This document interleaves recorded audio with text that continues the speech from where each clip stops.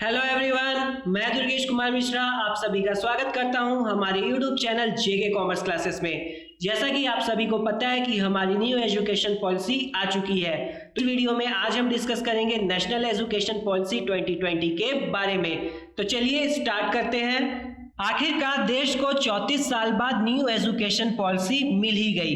इस new education policy में ministry of human resource development यानी मानव संसाधन विकास मंत्रालय का नाम बदलकर मिनिस्ट्री ऑफ एजुकेशन कर दिया गया है। यह एजुकेशन पॉलिसी देश के इतिहास की तीसरी एजुकेशन पॉलिसी है, जिसे प्रधानमंत्री नरेंद्र मोदी की अध्यक्षता में कैबिनेट की बैठक में मंजूरी दी गई।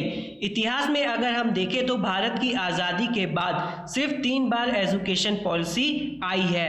पहला 1968 में जब इंदिरा गांधी प्रधानमंत्री थी, फिर 1986 में जब राजीव गांधी प्रधानमंत्री थे और अब 2020 में जब नरेंद्र मोदी प्रधानमंत्री हैं। और इंटरेस्टिंग बात यह है कि एक लंबे समय के बाद 34 साल बाद एजुकेशन पॉलिसी में मेजर चेंजेस किए गए हैं। लास्ट टाइम देखें तो 1986 में एक एजुकेशन पॉलिसी आई थी, मगर इसमें माइनर चेंजेस किए गए थे इन 1992, जो सिर्फ एक उसका ढांचा था। There was an interesting fact that 1968 में जो एजुकेशन पॉलिसी बनी थी वो बनी थी on the recommendation of Kothari commission, और कोठारी कमीशन की बहुत सी रिकमेंडेशंस इस एजुकेशन पॉलिसी में इम्प्लीमेंट की गई, मगर एक एस्पेक्ट मिस कर दिया गया, जो था अपनी जीडीपी का 6% एजुकेशन सेक्टर में इन्वेस्ट करना। कोठारी कमीशन ने 1964 में ही कह दिया था कि अगर इंडिया को डेवलप करना है तो जीडीपी का 6% इन्वेस्ट करना होगा ऑन एजुकेशन, नहीं तो इंडिया काफ़ी पीछे रह जाएगा in compare to rest of the world. मगर इंडिया में इंडिपेंडेंस के बाद कभी भी किसी भी बजट में जीडीपी का 6% एजुकेशन सेक्टर में इन्वेस्ट नहीं किया गया, और इस एस्पेक्ट को बहुत ही क्लियरली बताया गया on draft of new education policy 2019। इस ड्राफ्ट में यह बताया गया कि 2017-18 में भारत में एजुकेशन पर पब्लिक एक्सपेंडिचर जीडीपी का 2.7% था। मतलब 2017-18 में इंडिया ने अपने जीडीपी का सिर्फ 2.7% ही एजुकेशन सेक्टर पर इन्वेस्ट किया। अगर हम बात करें टोटल गवर्नमेंट एक्सपेंडिचर की, तो दोनों सेंट्रल और स्टेट गवर्नमेंट ने मिलकर अपने टोटल एक्सपेंडिचर का 10% ही इन्वेस्ट किया है ऑन एजुकेशन, और ये डाटा लिया गया है फ्रॉम इकोनॉमिक सर्वे 2017-18। अगर हम पिछले 5 वर्षों की बात करें तो इंडिया ने अपने जीडीपी का ऑन एन एवरेज सिर्फ 3% ही एजुकेशन सेक्टर पर इन्वेस्ट करती आई है, जो कि अदर कंट्रीज के कंपेयर में बहुत ही कम है।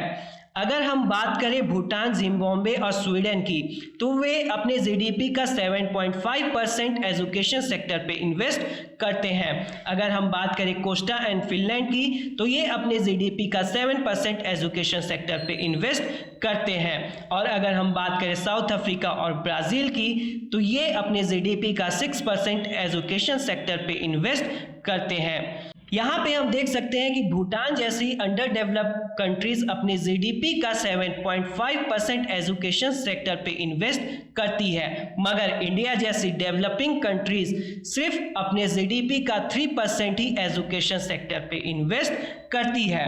तो इस डाटा से हम ये पता चलता है कि इंडिया ने लंबे समय तक ऐसे सेक्टर को इग्नोर किया है जिसे सारी दुनिया ने काफ़ी इम्पोर्टेंस दी है। अब आइए डिस्कस करते हैं major reforms of national education policy 2020। तो इसमें सबसे पहले ministry of human resource development का नाम बदलकर मिनिस्ट्री ऑफ एजुकेशन कर दिया गया है। दूसरा है single regulator for higher education excluding legal and medical, मतलब लीगल एंड मेडिकल सेक्टर को छोड़कर हायर एजुकेशन के लिए सिंगल रेगुलेटर शुरू करने का प्रस्ताव दिया गया है। मतलब गवर्नमेंट अदर बॉडीज जैसे UGC university grant commission, AICTE the all India council for technical education और द NCTE national council for teacher education को बदलकर देश में सिंगल हायर एजुकेशन रेगुलेटर यानी एकल उच्च शिक्षा नियामक शुरू करने का प्रस्ताव दिया गया है। अगला है public investment in education sector to reach 6% of GDP at the earliest, मतलब शिक्षा क्षेत्र में पब्लिक इन्वेस्टमेंट जल्द से जल्द जीडीपी का 6% करने का सुझाव दिया गया है। अगला है 50% gross enrolment ratio by 2035, higher education में सुधार लाते हुए न्यू एजुकेशन पॉलिसी 2020 के अनुसार 2035 तक ग्रॉस इनरोलमेंट रेशियो को 50% तक बढ़ाने की बात की गई है। Now the next is holistic and multidisciplinary education, जिसके अंडर पहला है multiple entry and exit. New education policy में मल्टीपल एंट्री और एग्जिट सिस्टम को मंजूरी दी गई है। मौजूदा व्यवस्था में अगर 4 साल की इंजीनियरिंग पढ़ने के बाद या 6 सेमेस्टर पढ़ने के बाद छात्र किसी कारणवश आगे नहीं पढ़ पाते हैं तो उन्हें पहले की पढ़ाई का कोई फायदा नहीं होता था, लेकिन मल्टीपल एंट्री और एग्जिट सिस्टम में 1 साल के बाद सर्टिफिकेट, 2 साल के बाद डिप्लोमा, 3 से 4 साल के बाद डिग्री मिल जाएगी। बैचलर्स डिग्री के साथ शुरू करते हुए न्यू एजुकेशन पॉलिसी में 3 से 4 वर्ष की बैचलर्स की डिग्री को स्टेज वाइज वितरण को पूरा करेगा। एक छात्र के पास अब बाहर निकलने के कई ऑप्शंस होंगे, 1 वर्ष, 2 वर्ष, 3 वर्ष या 4 वर्ष के लिए अध्ययन। उसी के अनुसार छात्र को 1 वर्ष की शिक्षा के लिए डिप्लोमा, 2 वर्ष की शिक्षा के लिए एडवांस डिप्लोमा और 3 से 4 साल के लिए बैचलर्स की डिग्री। इससे छात्रों को बड़ी राहत मिल सकती है। अगला है यूजी प्रोग्राम, जो कि 3 से 4 साल का होगा। मल्टीडिसिप्लिनरी अप्रोच बहुविषयक दृष्टिकोण के साथ बैचलर्स की अधिकांश डिग्री का लक्ष्य 4 साल का कार्यक्रम होगा, जिसमें चौथे वर्ष को रिसर्च के साथ जोड़ा जाएगा। मतलब 4 साल की बैचलर्स डिग्री के बाद आप रिसर्च के लिए अप्लाई कर सकते हैं। अगला है PG programme, post graduation programme, जो कि 1 से 2 साल का होगा। मास्टर्स डिग्री के लिए हायर एजुकेशन में अब 1 वर्ष का विकल्प होगा। वे 2 साल के कार्यक्रम की पेशकश कर सकते हैं, जहां दूसरे वर्ष पूरी तरह उन लोगों के लिए समर्पित होगा जिन्होंने 3 साल की बैचलर्स की डिग्री पूरी कर ली है। उन छात्रों के लिए जिन्होंने रिसर्च के साथ 4 साल के स्नातक कार्यक्रम पूरे किए हैं, उनके पास 1 साल की मास्टर डिग्री का विकल्प होगा। इन शॉर्ट अगर हम समझें तो अगर आपने 3 साल की बैचलर्स प्रोग्राम कंप्लीट किया है तो आप 2 साल की मास्टर्स डिग्री लेने के बाद ही रिसर्च कर सकते हैं। बट अगर आपने 4 वर्ष का बैचलर्स प्रोग्राम किया है तो आप बैचलर डिग्री के बाद रिसर्च कर सकते हैं और उसके बाद आप अपनी पोस्ट ग्रेजुएशन 1 साल में कंप्लीट कर सकते हैं। अगला है इंटीग्रेटेड 5 इयर्स बैचलर्स मास्टर्स। इसका मतलब ये हुआ कि according to new education policy bachelors और मास्टर्स डिग्री को एक साथ इंटीग्रेट करके इसे 5 साल का प्रोग्राम कर दिया गया है। अगला है MPhil to be discontinued. According to new education policy के द्वारा प्रस्तावित एमफिल का प्रोग्राम बंद कर दिया जाएगा। अगला रिफॉर्म है credit transfer and academic bank of credits. इसके under graduation course credit based होगा और एक एकेडमिक बैंक ऑफ क्रेडिट और एबीसी क्रेडिट को डिजिटल रूप में स्टोर करने के लिए अवेलेबल होगा। स्टूडेंट्स के पास डिफरेंट स्टेजेस पे एग्जिट करने और हायर एजुकेशन में री इंटर करने का ऑप्शन होगा, जिससे उनके द्वारा अब तक अर्जित किए गए क्रेडिट उनके साथ आएंगे और जाएंगे। Now the next reform is integrated BEd course. इस रिफॉर्म में यह बताया गया है कि 12th के बाद अगर आप बीएड का कोर्स करते हैं तो बीएड का प्रोग्राम 4 साल का होगा और अगर आप पोस्ट ग्रेजुएशन प्रोग्राम कंप्लीट करने के बाद बीएड करते हैं तो बीएड का कोर्स 1 साल का होगा। और ऐसा इसलिए किया गया है क्योंकि 5 साल की ग्रेजुएशन और पोस्ट ग्रेजुएशन प्रोग्राम कंप्लीट करने के बाद आपके पास नॉलेज और एक्सपीरियंस दोनों मिल चुका होता है और साथ ही आपके टाइम को सेव करने के लिए पोस्ट ग्रेजुएशन के बाद बीएड को 1 साल का प्रोग्राम किया गया है। अब आइए थोड़ा डिस्कस करते हैं टीचर्स के रिक्रूटमेंट पर। जूनियर लेवल से हायर लेवल तक के सभी टीचर्स को टेट का एग्ज़ाम क्वालिफाई करना कंपलसरी होगा और साथ ही बीएड की डिग्री भी।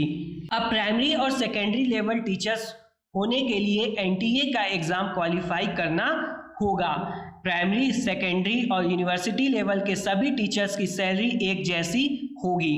अब प्रमोशन के लिए क्वालिफिकेशन नहीं बल्कि आपकी टीचिंग करने का तरीका देखा जाएगा। तो ये थे major reforms of higher education. अब आइए डिस्कस करते हैं major reforms of school education, जिसमें कि पहला है 5+3+3+4 curricular and pedagogical structure. New education policy में अब 10+2 सिस्टम के बजाय 5+3+3+4 का पैटर्न अपनाया जाएगा। यहाँ पे ध्यान देने वाली बात यह है कि पहले हमारी स्कूल एजुकेशन 12 साल की होती थी, लेकिन अब ये 15 साल की होगी। ऐसा क्यों? ऐसा इसलिए क्योंकि पहले हम नर्सरी, एलकेजी और यूकेजी को स्कूल एजुकेशन में कंसीडर नहीं करते थे। नहीं तो पहले भी हमारी एजुकेशन 15 साल की होती थी, लेकिन न्यू एजुकेशन पॉलिसी में नर्सरी, एलकेजी और यूकेजी को भी स्कूल एजुकेशन में कंसीडर किया जाएगा। इसलिए अब से हमारी स्कूल एजुकेशन 15 साल की होगी। न्यू एजुकेशन पॉलिसी में स्कूल एजुकेशन 10+2 के बजाय 5+3+3+4 सिस्टम पर आधारित रहेगी। इसके तहत स्टूडेंट्स को 4 डिफरेंट स्टेजेस में बांटे गए हैं। पहले स्टेज में 3 से 6 वर्ष के छात्र होंगे। इन्हें प्री प्राइमरी या प्ले स्कूल से लेकर दूसरी कक्षा तक शिक्षा दी जाएगी और इस स्टेज का नाम होगा फाउंडेशनल स्टेज। इसके बाद जो दूसरी स्टेज होगी वह होगी दूसरी से 5वीं तक और इस स्टेज का नाम होगा प्रेपरेटरी स्टेज। इसके बाद जो अगला स्टेज होगा वह होगा 6वीं से 8वीं तक और इस स्टेज का नाम होगा मिडिल सेकेंडरी स्टेज। और लास्ट में जो 4th स्टेज होगा वह होगा 9वीं से 12वीं तक और इस स्टेज का नाम होगा सेकेंडरी स्टेज। अगला है medium of instruction till at least grade 5 in home language, mother language, regional language. मतलब इस न्यू एजुकेशन पॉलिसी के तहत 5वीं कक्षा तक के बच्चों को मातृभाषा या क्षेत्रीय भाषा में ही पढ़ाई कराई जाएगी। Now the next reform is no rigid separation between art and science, curricular and extracurricular activities and vocational and academic activities।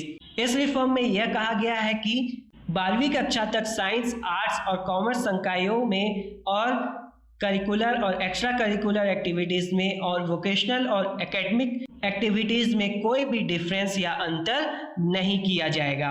अगला रिफॉर्म है vocational integration from class 6 onwards. New education policy में यह कहा गया है कि 6वीं कक्षा से ही इंटर्नशिप के साथ व्यावसायिक शिक्षा भी शुरू हो जाएगी। अब आइए डिस्कस करते हैं कि न्यू एजुकेशन पॉलिसी में टेक्नोलॉजी का यूज़ कैसे किया जाएगा। तो सबसे पहले है use of technology in education planning, teaching, learning and assessment, administration and management. स्कूलों में टेक्नोलॉजी को शामिल करने का मुख्य उद्देश्य यह है कि शिक्षकों और छात्रों को गैदर करना, एक्सेस करना, विश्लेषण करना और कैसे इंफॉर्मेशन ट्रांसमिट यानी सूचना प्रसारित करना है। यह विशेष रूप से स्पेशल नीड्स वाले छात्रों के लिए कक्षाओं में democratise information as well as differentiate instruction यानी अंतर निर्देश में भी मदद करता है।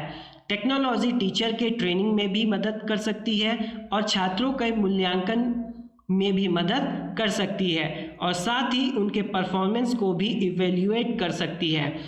इसका यूज़ स्टूडेंट्स के ग्रोथ एंड डेवलपमेंट के डिजिटल रिकॉर्ड बनाने के लिए भी किया जा सकता है। अगला है दिव्यांग friendly education software. New education policy ने दिव्यांग एजुकेशन सॉफ्टवेयर का यूज़ करके और शिक्षा की पहुंच बढ़ाने के लिए अधिक वर्चुअल लैब डेवलप करने का सुझाव दिया है, जिससे स्कूलों को डिजिटल रूप से सुसज्जित किया जा सके। अगला है e content in regional language. New education policy में ई कंटेंट को रीजनल लैंग्वेज में प्रोवाइड करने की बात की गई है। Now the last is virtual labs. Virtual labs क्या होते हैं? वर्चुअल लैब मानव संसाधन विकास मंत्रालय भारत सरकार द्वारा सूचना और संचार प्रौद्योगिकी के माध्यम से शिक्षा पर राष्ट्रीय मिशन के तहत शुरू की गई एक परियोजना है। इस परियोजना का उद्देश्य ग्रेजुएशन से लेकर रिसर्च तक सभी स्तरों पर छात्रों के लिए विज्ञान और इंजीनियरिंग के विभिन्न विषयों में प्रयोगशाला को दूरस्थ इलाकों तक पहुंचाना है। अब आइए डिस्कस करते हैं नेशनल एजुकेशन पॉलिसी में आए हुए सम इम्पॉर्टेंट एब्रीविएशंस। तो इसमें पहला है model multidisciplinary education and research university, Meru. Meru क्या है? Meru is the public university model for holistic and multidisciplinary education. अगला है national research foundation, NRF. NRF कब एस्टैब्लिश्ड हुआ था? NRF was established on 1 April 1999 to promote and support research through funding. Next है National Educational Technology Forum, NETF. NETF क्या है? In new education policy suggests that formation of NETF to provide a platform for the free exchange of ideas on the use of technology to enhance learning, assessment, planning and administration. अगला है Indian institute of translation and interpretation, IITI. IITI क्या है? In new education policy it has suggested that an IITI should be equipped with the state of the art equipment to enable it to use the latest process and adopt modern approaches of translation. Now the next is early childhood care education, ECCE. ECCE क्या है? ECCE is a branch of education theory that relates to the teaching of children from birth up to the age of 8. अगला है National Professional Standards for Teachers, NPST. NPST क्या है? NPST is a public statement that defines the works and quality of teachers. जो teachers की quality और works को define करता है उसे हम NPST, national professional standards for teachers कहते हैं। लास्ट इज परख। परख का फुल फॉर्म क्या है? Performance assessment review and analysis of knowledge for holistic development. अब आइए डिस्कस करते हैं परख के कुछ ऑब्जेक्टिव। तो परख का पहला ऑब्जेक्टिव है setting norms, standards and guidelines for assessment and evaluation. दूसरा है गाइडिंग स्टेट अचीवमेंट सर्वे और तीसरा है कंडक्टिंग नेशनल अचीवमेंट सर्वे। तो ये थे some important points of national education policy 2020। इस न्यू एजुकेशन पॉलिसी को 15 अगस्त 2020 को लॉन्च किया जाएगा। आई होप गाइस कि आप सभी को ये वीडियो ज़रूर पसंद आई होगी। इसके नोट्स PDF फॉर्म में लेने के लिए आप हमारे Telegram group JK commerce classes में ज्वाइन होकर वहां से ले सकते हैं। हमारे टेलीग्राम ग्रुप से जुड़ने के लिए नीचे दिए गए हुए लिंक पर क्लिक करके ज्वाइन हो सकते हैं। So thanks for watching this video and please like and comment on this video and don't forget to share and subscribe our channel JK commerce classes.